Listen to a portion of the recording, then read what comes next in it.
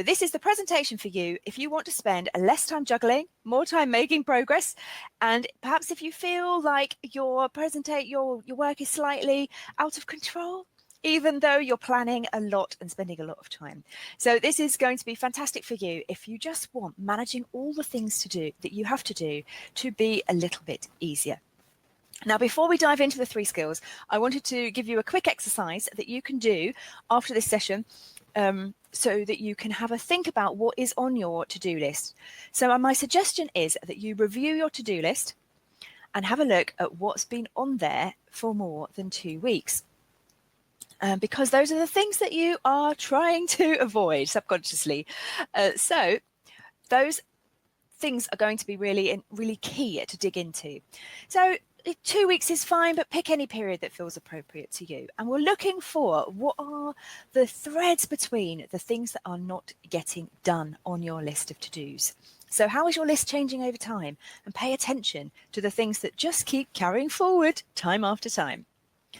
So my suggestion is, this is an activity to do. Flag all the tasks that you are not completing yet and try and work out why they haven't been done. Now, this is the criteria that I use. You can see on the slide there. The task could be too big. It might be that you don't know how to do it. It might be that it's just not a priority. It hasn't come to the top of your to-do list yet. Or perhaps it needs some focused time and you haven't managed to dedicate that to the work yet. I did this activity. I can't show you the list for my actual projects because of confidentiality, but this is the list of my to-do things for my blog tasks. And so I wrote out the list and then I used those icons. And you can see that I needed to book time in my diary to do those tasks that I've highlighted on there. Otherwise, they just won't get done. Then I flagged as well the tasks where I needed to do some dedicated research. I didn't know quite how to do it, so I needed to find out how, or I've got to make the choice to delegate them. And then there was also a giant task which felt too big and I've been putting it off because it is unmanageable. I need to break it down, and everything else on the list counted as a low priority, so there's no need to stress over it.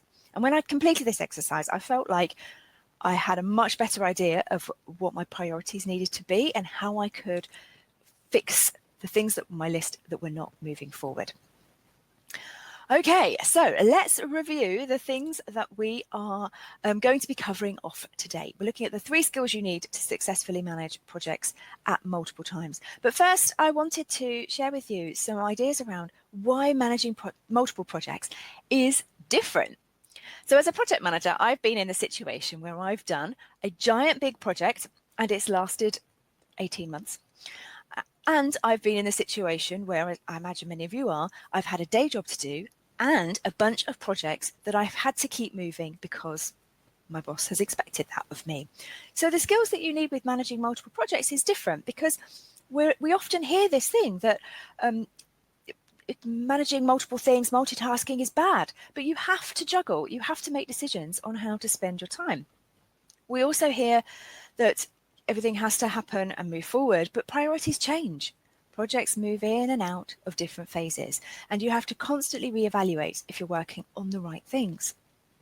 Then you've probably got multiple bosses. Perhaps you support an executive team, and maybe there's several managers that you have to support with their project work. And there are more demands on your time, the more people that you have asking you to do things. We also need efficient processes to get everything done. Processes designed to support you and remove the duplication of effort. So you don't get comms fatigue or change fatigue, and we'll come on to comms fatigue a little bit later. So you want your processes that you use to be a source of joy. Is that the wrong word to use for a process? But certainly not a process that slows you down. So you don't want processes to add in extra burdensome activities. You want to be streamlined with the things that you do. And I can speak from personal experience, when you're managing multiple projects, you have more things to remember. You need a big picture view, so you're constantly scanning the horizon for your workload, looking for what might cause issues next month or across all of your projects. All right, so I've given enough of a broad overview. Let's dive into our 3 critical skills, and I will bring up some slides to show you.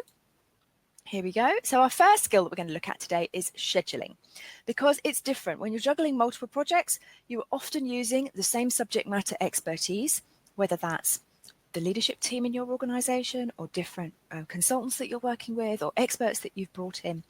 And you're working with the same people on different teams. So you have to manage the dependencies between projects. Now, let's just clarify what I mean by dependency. It's a relationship that links the order in which activities are carried out. And what you've probably found is you may well be familiar with Gantt charts, project plans that look like, they've got the bars and lines to join the tasks. And on a single project, you can see here, keep pointing in the wrong direction, that the black lines join the tasks and show how the work flows. So what you need to think about is when you're managing multiple projects, how they fit together and where are people a dependency? Because it may well be that you've got multiple strands of activities happening, but only one subject matter expert who can support them all. So, you need to look at the inter-project dependencies between your projects. So you need to look at where your projects rely on each other. So dependency management will help you see the connections between the different activities that you're working on. So here, for example, we've got this project, project 1. There's a planning activity here, and the output of the planning activity will help us kick off and initiate the second project that we've got on the go at the moment. And then something happens within the execution phase when we're doing the delivery and finishing off the project and getting the work done. And that's going to help us kick off a project number 3. So the best way to sequence your work is by looking at the dependencies between the projects so you know what stuff has to come first. I can give you an example of when this happened for me. We had a project where I was building or supporting a team that was building a new website, but the architecture that the website was built on had to be upgraded first, and that was not our project. There was nothing to do with us. So we needed to make sure that the team that were doing that knew that we were waiting for them, were working efficiently, and we were kept abreast of whether there were going to be any delays so that we could make our own plans accordingly. So my suggestion for you is that you map out the dependencies and monitor them carefully, working with other assistants, not just on your own projects, because it's really important and it will help keep your projects moving forward. Okay, we're going through this quickly, but our second skill today is engagement. That is because you're often working with a common group of people, whether they are leaders within your organization, managers of different directorates or departments, or subject matter experts who have been brought in. You've got a large group of stakeholders, people affected by your projects, who you need to work with. And what I find is that stakeholders get comms fatigue. They're just bored of all of the messages that we send to them. So what we need to do is make sure that we can see it from their perspective. When I talk about engagement, what I'm looking at is working with them in a partnership type environment. And this is one of my books on stakeholder engagement, and we define it in here using the Association for Project Management definition. So we're talking about identifying, analyzing, planning, and implementing the stuff that you are going to do that will help influence the community around you. Influence with the objective of getting them to take action, and that might be buying into your project in some way, giving you time and energy, freeing up resources to do the work, all those kinds of things. But my suggestion, my tip to take away is comms fatigue is killing the messaging that you're putting out there, because people are overwhelmed with the amount of emails, voicemails, Slack messages. All that stuff is really making it difficult for people to focus on what's important. So the way we can get around that when you're managing multiple projects is to create a consolidated communications plan, combining all the communications you need to send out in the most efficient way possible, and looking at points where you can run those comms together to make it easier for them. And I'm all about trying to make it easy to do business with us. We want people to want to work with us because we make their lives better and easier. So the more we can do, the more we can try and join up messages where that makes sense to do so, the less we will overwhelm our stakeholders. I'll give you an example of when I did this. I spent 12 years working in private hospitals, and one of the projects I was working on needed me to collect the number of medical secretaries working in each of our 38, 39 hospitals. However, I knew that another project manager had done the same sort of data collection because she needed the information for something she was doing as well. So there was no point in having her contact all the hospitals, get that information.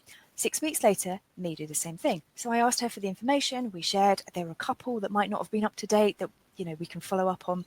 But the point is that we're trying to work together as a team of people doing projects, a team of assistants, to make sure that when you are collecting information or sending out information, you're not contradicting each other, and you are supportive of your stakeholders' time by not asking for the same information twice.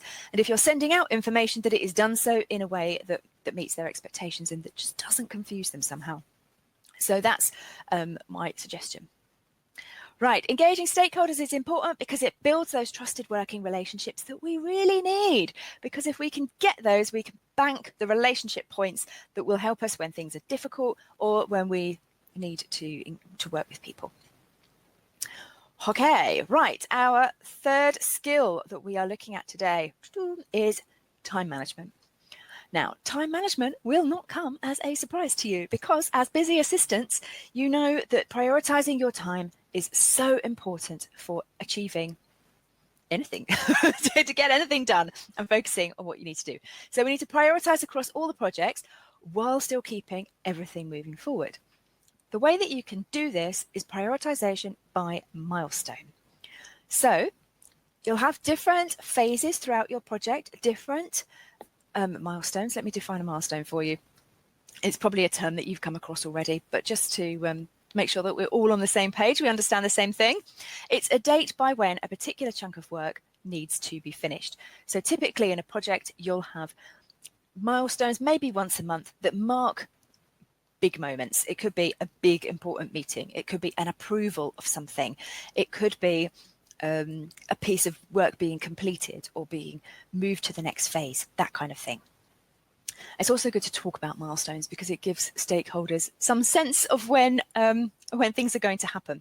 But when you've got multiple projects on the go, the thing you need to do to try to prioritize and plan is to collect all of your milestones from all of your projects into a spreadsheet, make a list of dates down the page, and then add the columns for your project going across and plot your key milestones by date and by project.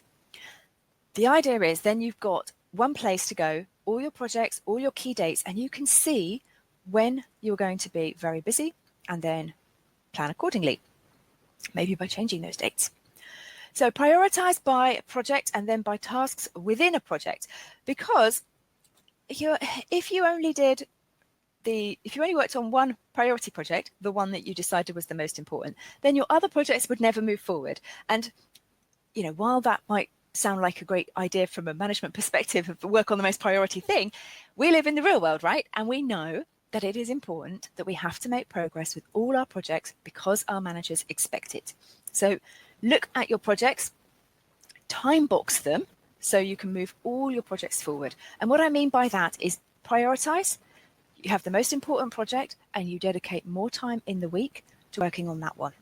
The less priority projects, you spend less time working on during the week, but you do something so that you're moving forward and you're striving to meet those milestones time after time.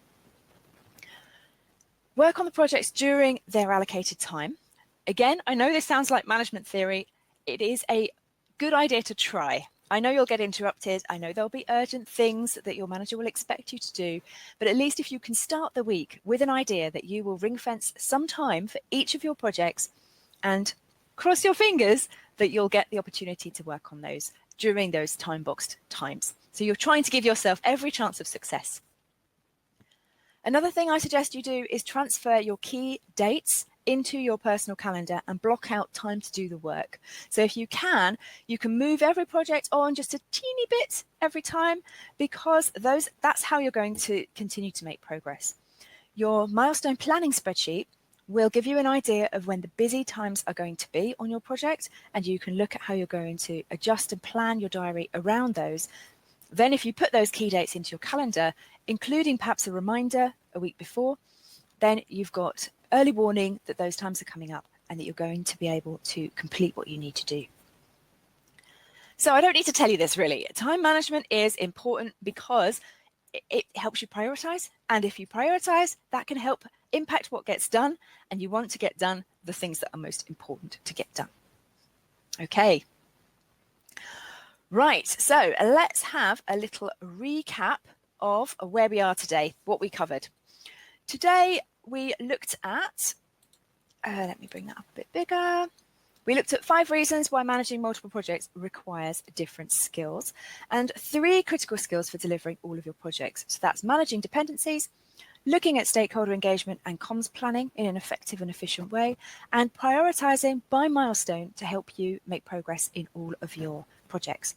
And you can see on the picture here, I'm still pointing in the wrong direction, a 5-step approach to being able to manage your multiple projects, to look at all the work that you've got, combining your schedules, engaging stakeholders, we talked about, managing your time, and we briefly touched on processes very at the beginning, but we could talk about this all day and talk about those steps. However, let's focus on key takeaways. So things you can do after today in order to put this into practice in your work. We started with an exercise about reviewing your to-do list. So I'd suggest you start there. Look at what's not getting done. Look at the inter-project dependencies between the different pieces of work that you've got on the go at the moment and see if any of those, knowledge about any of those will help you plan your work in a more efficient order. Then think about cross-project communications. Where are you working with the same group of people that other assistants are also working with? And how can you combine your efforts so you're communicating in a way that doesn't feel overwhelming for your stakeholders?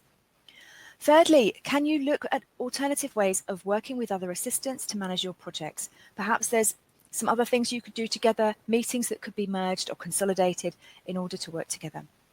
And think about how you are spending your own personal time to make sure each project gets done based on the priority that you have assigned to it and based on when you think the busy periods of those projects are going to be, so you can plan your time efficiently around that.